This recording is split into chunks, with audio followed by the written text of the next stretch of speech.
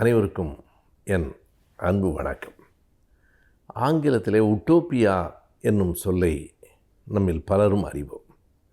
ஆனால் இப்போது வெளிவந்திருக்கிற ஜூலை மாதம் நாளிடப்பட்ட காக்கை சிறகினிலே என்னும் இலக்கிய மாத இதழில் பேராசிரியர் ராமசுப்ரமணியம் அவர்கள் டிஸ்டோப்பியா என்று ஒரு கட்டுரை எழுதியிருக்கிறார். நான் முதலில் குறிப்பிட்ட சொல் உட்டோப்பியா. உட்டோப்பியா என்றால் எதிர்காலம் பற்றிய ஒரு இன்பமயமான கனவு.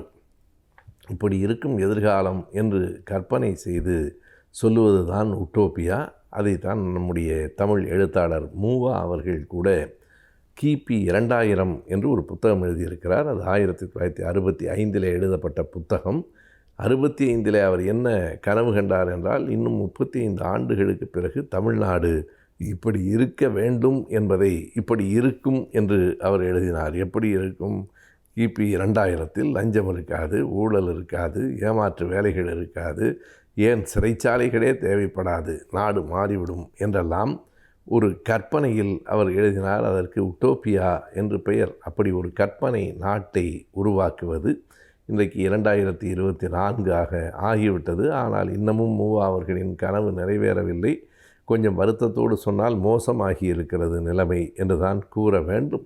இப்படி ஒரு இன்பமயமான ஒரு லட்சியம் நிறைந்த ஒரு உலகை கற்பனை செய்வது உட்டோப்பியா என்றால், அதற்கு நேர் எதிரான சொல் டிஸ்டோப்பியா என்பது. டிஸ்டோப்பியா என்பது ஒரு துன்பியல் உலகத்தை கற்பனை செய்வது. இந்த துன்பியல் உலகத்தை ஏன் கற்பனை செய்கிறார்கள்?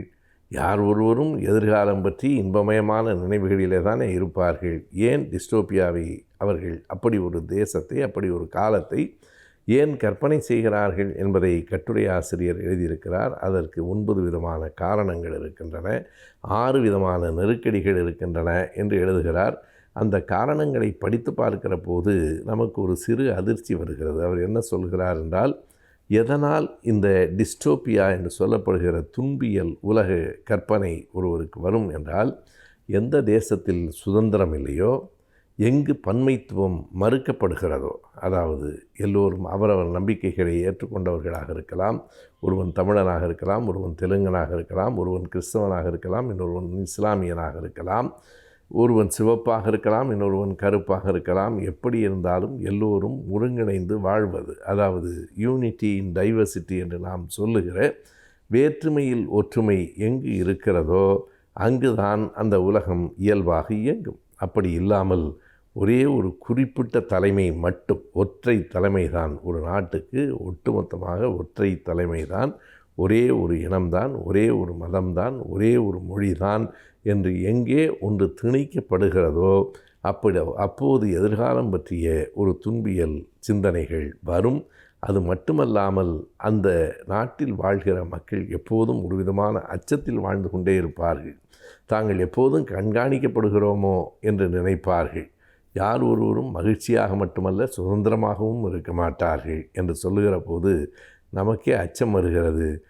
ஒரே நாடு, ஒரே மொழி, ஒரே இடம், ஒரே மதம் என்று வருகிற போது ஒரு துன்பியல் உலகத்தை நோக்கித்தான் நாம் நடக்கிறோமோ என்கிற அச்சம் வரும். நாம் வாழுகிற நாட்டையே குறிப்பிட்டுத்தான் சொல்லுகிறேன். அப்படிப்பட்ட இடத்தை நோக்கி நகர்வது போல இருந்து இன்றைக்கு கொஞ்சம் அதில் ஒரு மாற்றம் வந்திருக்கிறது. இதனை ஜார்ஜ் ஆர்வெல் என்கிற ஒரு எழுத்தாளர் ஒரு புனை கதையாகவே எழுதியிருக்கிறார். அதையும் இந்த கட்டுரை ஆசிரியர் குறிப்பிடுகிறார். ஜார்ஜ் ஆர்வெல் எழுதியிருக்கிற அந்த நாவலின் பெயர் வித்தியாசமானது. 1984. எப்படி மூவா அவர்கள் கிபி 2000 என்று ஒரு குறிப்பிட்ட ஆண்டை சொல்லி அதனை எழுதினாரோ, அதுபோலவே ஜார்ஜ் ஆர்வெல் 1984 என்று ஒரு நாவலை எழுதியிருக்கிறார். அதுதான் இந்த துன்பியல் உலக கற்பனை, இந்த டிஸ்டோப்பியா என்று சொல்லுகிற அந்த துன்பியல் கற்பனைக்கான ஒரு சரியான எடுத்துக்காட்டாக இருக்கிறது என்றும் அவர் குறிப்பிடுகிறார்.